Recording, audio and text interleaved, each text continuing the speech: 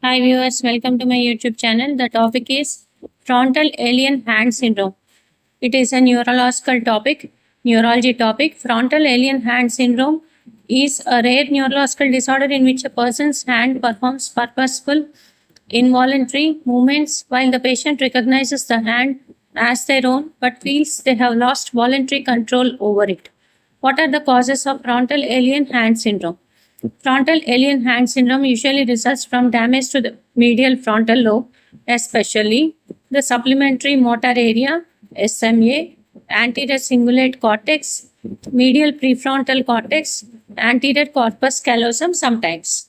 What are the common causes? Common causes include ischemic stroke, especially involving the anterior cerebral artery or anterior cerebral artery infarction, brain tumors, traumatic brain injury, neurosurgical procedures, neurodegenerative diseases such as corticobasal syndrome.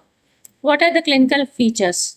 Clinical features include compulsive grasping of nearby objects, difficulty releasing objects once grasped, groping or reaching movements without intention, utilization behavior, which is automatically using objects placed nearby. The hand may interfere with the intended actions of the other hand, usually affects the dominant hand, although either hand can be involved. Patients know the movements are involuntary but cannot suppress them. How do we diagnose frontal alien hand syndrome? Diagnosis is mainly clinical, supported by MRI brain to identify frontal lobe lesions. A detailed neurological examination is a must. Assessment for associated frontal lobe deficits. How do we treat?